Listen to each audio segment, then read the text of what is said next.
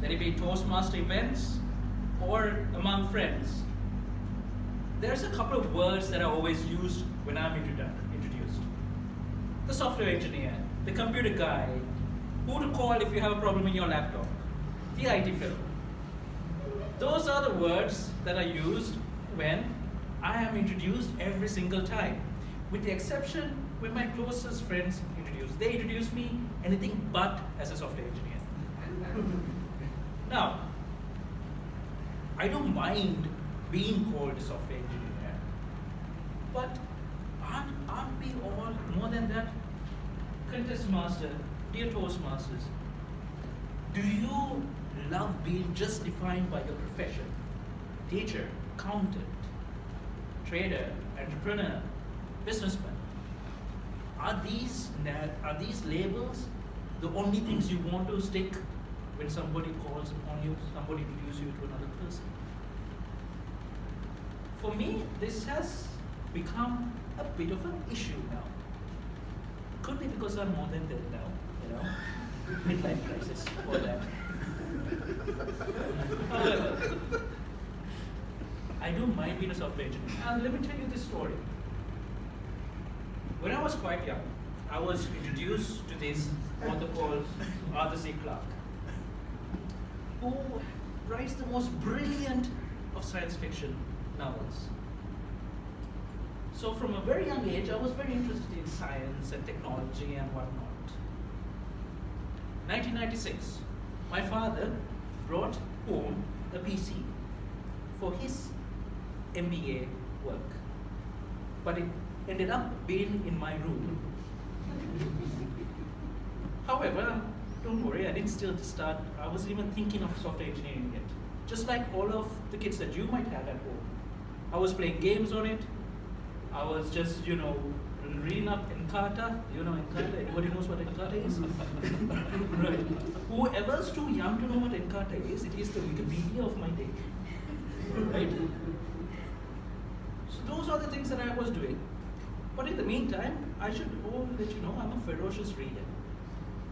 So there was this book about Bill Gates and the start of Microsoft. I was automatically interested in it because those are the words that I always see on my PC.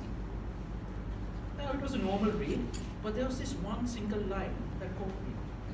I was sitting on my bed, and the line I read simply said, my vision was to have a PC in every single home in America.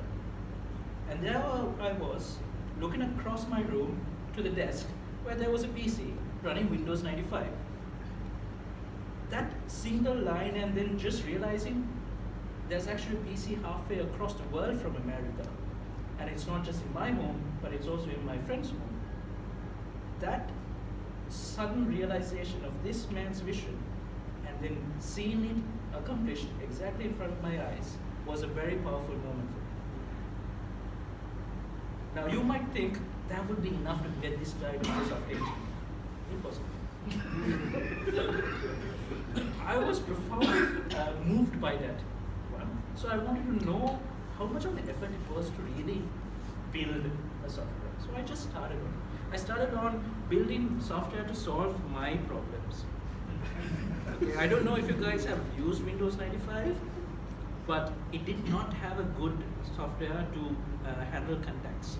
So I created my own program to do that. And I had fun doing it. And I realized I was actually quite good at it. When you find something that you're good at, and you know it's a skill that you can use on your future endeavors or a future occupation, you start to give it more attention. Right? So it is just by that virtue I became a software engineer.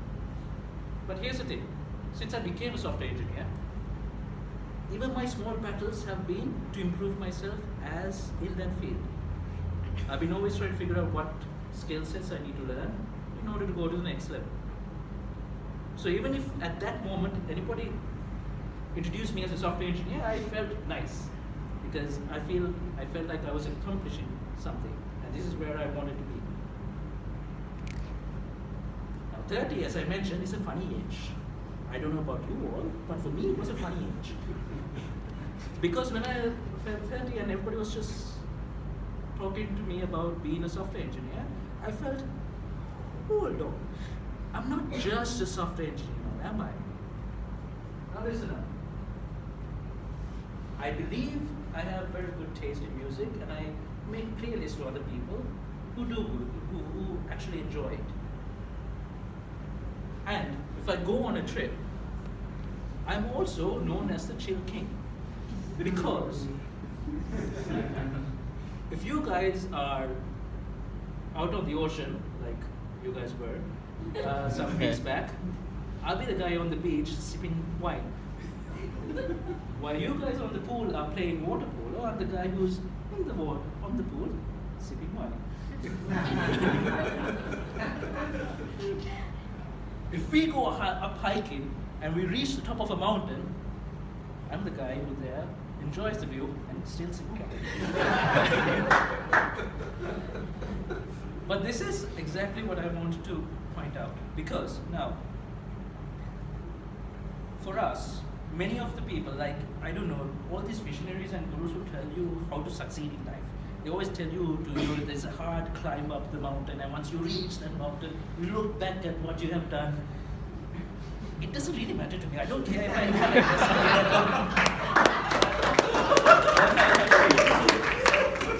or I had to use ropes to get where I was. For me, what matters is, once you're up on that mountain, the vista that I see, the view. It doesn't matter to me how I got there, as long as I'm there to enjoy the view, right? So this is something that I think we miss, because we concentrate so much on our careers, so much on trying to let society define where we are, that we miss the train, and that's the only thing that appears. And you continue to do that to your children as well, right? The children are also told to be defined by some sort of job, or to look for that definition. Just don't. Let them be. And that's all I ask from all of you. You yourself find the other definitions in you, and let your kids have that same definition, freedom. Over to you.